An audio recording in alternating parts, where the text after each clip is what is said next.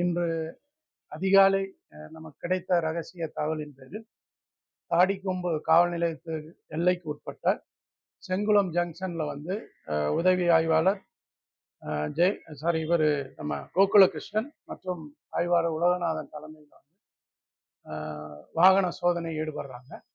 அப்போ இந்த கண்டெய்னர் லாரியை பிடிச்சு அதில் சோதனை இடும்போது அதில் இந்த 550 கிலோ குட்கா பொருட்கள் வந்து கடத்தி வரப்பட்டது தெரிந்தது. ஸோ அதுதான் அந்த குட்கா பொருட்களும் லாரியும் பறிமுதல் செய்யப்பட்டுள்ளது. இந்த லாரியை ஓட்டி வந்த சுப்பிரமணி பெரம்பலூரை சேர்ந்தவர், அவரும் இப்போதைக்கு வந்து கைது செய்யப்பட்டுள்ளார்.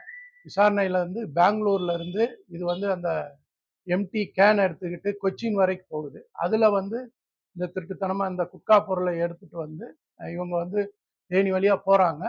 எங்க அவங்க சப்ளை பண்ண போறாங்க அப்படின்றது எங்களுக்கு தகவல் கிடைத்திருக்கிறது. அதே போல வண்டியின் உரிமையாளர் இவர்கள் மேல் நடவடிக்கை எடுக்க தனிப்படையினர் வந்து முயற்சி செய்து வருகிறார்கள்.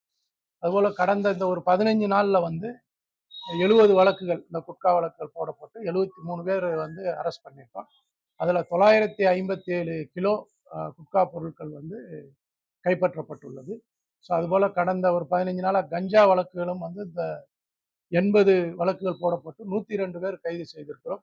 15 கிலோ கஞ்சா வந்து இதுவரை பறிமுதல் செய்யப்பட்டுள்ளது. அதுபோல இந்த போதைப் பொருட்கள், குட்காவோ கஞ்சா பொருட்களோ பயன்படுத்துவதில், அதாவது இந்த மாதிரி விற்பனை செய்வது, வைத்திருப்பது கண்டிப்பாக கடும் நடவடிக்கை நம்ம திண்டுக்கல் மாவட்டத்தில் எடுக்கும்.